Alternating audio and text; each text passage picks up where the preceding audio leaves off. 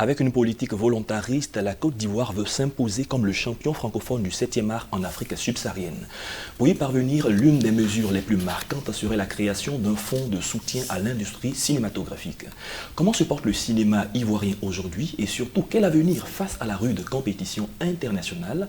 Les réponses dans cette émission, bienvenue à tous. Et nous recevons pour ce fait M. Honoré Nzué, il est cinéaste, enseignant de production audiovisuelle. Bienvenue M. Honoré Nzué.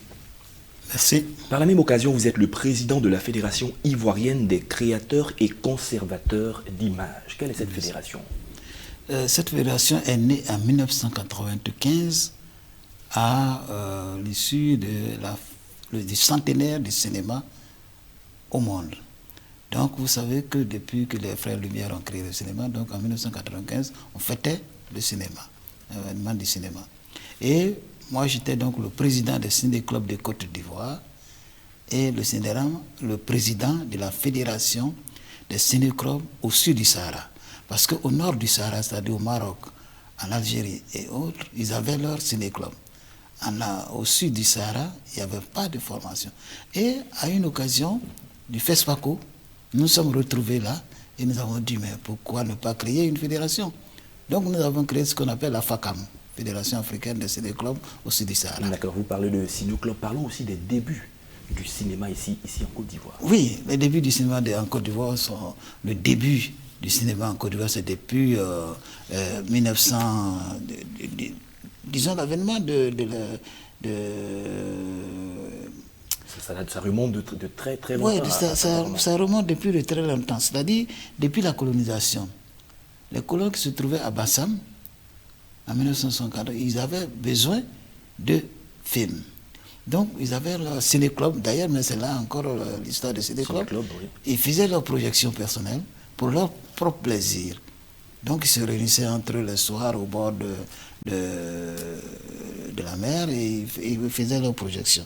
Donc, en Côte d'Ivoire, le cinéma est né très vite, en 1932 par là, depuis que Paris aussi, en même temps que Paris. Donc, les émissions en Côte d'Ivoire, il y a eu maintenant une compagnie qu'on appelait, c'est une compagnie de l'AOF comme ils appelaient. Ils faisaient des projections itinérantes. Ils faisaient des projections itinérantes et ces projections itinérantes, ils les faisaient dans toutes les contrées de la Côte d'Ivoire. Il y avait donc des gens qui se sont installés à Dimbokro pour faire des projections. Il y a un Libanais qu'on appelait donc Bouramen et qui a créé dans cette compagnie-là, il vient s'installer en Abidjan et il s'est mis à réparer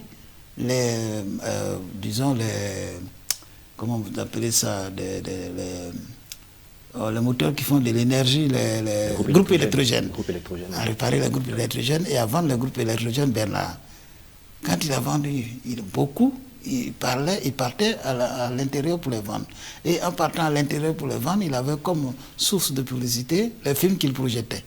Donc les gens savaient que donc à partir de là, si j'achète mon groupe électrogène, je vais avoir mon cinéma chez moi. Donc le groupe s'est étendu comme ça en Côte d'Ivoire et à domicile, les gens avaient créé aussi des petits ciné-clubs. Donc, ils se sont rendus compte que en projetant les films, les boys qui étaient là, les servants qui étaient là, ils avaient, en passant dans le salon, ils jetaient un coup d'œil sur les écrans. Donc, ils ont compris que les gens étaient intéressés par le cinéma. Alors, la création des salles de cinéma va suivre. Voilà. Donc, ils ont créé par la suite les salles de cinéma pour que les gens puissent aller au cinéma. Donc, vous savez bien que la première salle qui a été créée, c'était la salle du Rex au plateau. Et donc, les films étaient importés. Donc, en faisant un clin d'œil aux cinéastes professionnels qui étaient, eux, à la Société ivoirienne du cinéma en Côte d'Ivoire, qui voulaient faire leur cinéma parce qu'ils étaient venus d'Europe, ils avaient étudié, ils étaient à côté. Ils avaient produit beaucoup de films, parce que Tumité et autres, ils étaient en Europe. Oui. Mais ceux qui étaient sur place À la SIC, c'était les Nyombala, Henri Duparc, et Mbala, Mbodio et tout ça. Oui, cette histoire, elle est très riche, elle est très belle et certainement qu'une émission ne suffira même pas pour en parler. Donc ce cinéma, il a été créé, il a évolué jusqu'à aujourd'hui. Comment se porte le cinéma aujourd'hui? Le cinéma en Côte d'Ivoire se porte bien. Très bien. Et j'aimerais qu'on parle du cinéma de Côte d'Ivoire. De Côte d'Ivoire. Voilà. Parce que le cinéma, c'est la perception visuelle et la représentation visuelle de ce qu'on voit. Vous, au moment où vous ne percevez pas, disons, ce gobelet, de la même manière que moi je perçois. J'ai un côté qui m'intéresse, toi ça ne t'intéresse pas. Donc le cinéma, c'est un peu ça. C'est la vision de chacun de nous. Et ce cinéma est né avec différentes visions. Donc, si on veut parler de cinéma, c'est le cinéma de Côte d'Ivoire. Comment l'Ivoirien veut faire son cinéma? Comment il veut représenter? Alors, donc, on est venu avec ce préjugé dans le temps où ceux qui sont partis étudier en Europe, ils sont venus pour faire un cinéma un peu que j'ai dénommé un cinéma, disons, autopromotion. Parce qu'ils racontaient leur histoire, comment ils vivaient là-bas, comment ils vivent ici. Et en même temps, ils ne faisaient pas de cinéma pour que les autres s'intéressent. Ce cinéma donc a évolué un peu comme ça. Et aujourd'hui, nous disons que le cinéma en Côte d'Ivoire se porte très bien. D'accord. Le cinéma se porte très bien. Parlons de sa promotion et de son avenir. Beaucoup parlent de financement, alors que d'autres voient plutôt des diffuseurs. Le canal de diffusion aujourd'hui est la Société ivoirienne de télédiffusion. Est-ce que c'est une très bonne nouvelle pour le cinéma? Disons, le cinéma se porte très bien. Mais il y a cinéma lorsque les gens iront voir le film. Parce que si vous produisez pour mettre dans des tiroirs, il n'y a pas de cinéma. Ouais. Donc, ce cinéma qui se porte très bien doit être diffusé. Pour être diffusé, il faut avoir des canaux de diffusion. Il faut avoir des personnes qui vous suivent, vous produire. Parce qu'un film coûte excessivement cher et une seule personne ne peut pas produire à lui seul un film. Donc, c'est ce financement-là qui manque à la Côte d'Ivoire. Parce qu'en Europe, ce n'est pas parce que les gens se lèvent comme ça et ils financent le film. Il y a des mécènes. Il y a des gens qui voient dans les films des retombées financières, économiques pour eux. Ici, en Côte d'Ivoire, il n'y a pas de salle. Vous allez faire des films, vous allez poursuivre des films, vous allez en salle, vous retrouvez 5 personnes. Comment vous allez récupérer votre argent? Alors, les cinéastes se battent pour avoir l'argent de l'État.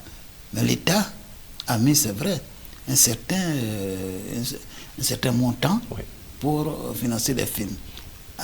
Oui, parlons maintenant un peu de la qualité des films produits par le cinéma ivoirien. Il y a le FESPACO, la Côte d'Ivoire est présente chaque année au FESPACO, et il y a des films qui sont primés. Quel est votre avis sur la qualité des films produits? Je voudrais quand même revenir un peu pour dire que le cinéma, ce n'est pas le long métrage seulement. Le cinéma commence par les courts métrages. Et quand vous allez en Europe, les salles art et essai qu'on appelle, c'est les petites salles qui produisent même des 2 minutes, qui produisent de 26 minutes. Et c'est là les gens vont, rapidement, je vais voir un film. Allons-y voir un film avant de prendre un café. Après le film, on va prendre notre café. Vous savez qu'ils ont le temps d'aller dans ces arrêts. Et ça coûte moins cher. Ici, en Côte d'Ivoire, les gens ont commencé par les longs métrages. Et ces longs métrages, quand vous allez dans les salles de cinéma au plateau, ça coûtait 1200 et quelques. 1200 et quelques, c'était la proportion d'une famille. Comment voulez-vous que la famille aille au cinéma? Vous voyez? Donc c'est tout ça qui fait qu'aujourd'hui, on dit que le cinéma ne marche pas. Mais le cinéma, il marche très bien. Nous avons gagné des prix par-ci, par-là, avec Gély, avec Au nom du Christ. Quand nous allions au FESPACO, le dernier FESPACO, on a sélectionné près de 177 films. Donc, 177 films. Et ces films-là ont été de belles factures. Mais il fallait ressortir quelque chose. Si tous les cinéastes qui étaient là avaient été regroupés, avaient travaillé sur le même sujet et qu'ils avaient sorti un sujet solide, je pensais qu'on devrait être plus compétitif. Nous allons conclure cette émission en 30 secondes et parlez-nous de la formation pour assurer la relève dans le cinéma ivoirien, en 30 secondes. Oui, vous savez, la formation, c'est aussi ça. Il ne faudrait pas se lever pour dire que je vais faire du cinéma. Le cinéma, est bien sûr, c'est l'âme de la télévision. Le cinéma est l'âme de la télévision. Sans le cinéma, il n'y aurait pas de télévision parce que tous les supports, tous les outils sont partis du cinéma. Et aujourd'hui, la formation que nous faisons, on forme des gens qui sont sortis de la communication, qui ont fait des écoles de communication audiovisuelle. Le cinéma, ce n'est pas de la communication audiovisuelle. Quand je veux parler de lumière, on ne fait pas ça en communication. Oui. Quand je veux parler d'impédance, on ne fait pas ça en communication. Donc il faudrait qu'il y ait des écoles pour faire la formation cinématographique. Merci, Monsieur Honoré Nzue. Je rappelle que vous êtes cinéaste, enseignant de production audiovisuelle et président de la Fédération ivoirienne des créateurs et conservateurs d'images. Merci d'avoir accepté notre invitation. Merci. Avec vous, nous parlions du cinéma ivoirien, quel avenir. Merci à tous de nous avoir suivis. C'est la fin de cette émission. Portez-vous bien et à très bientôt.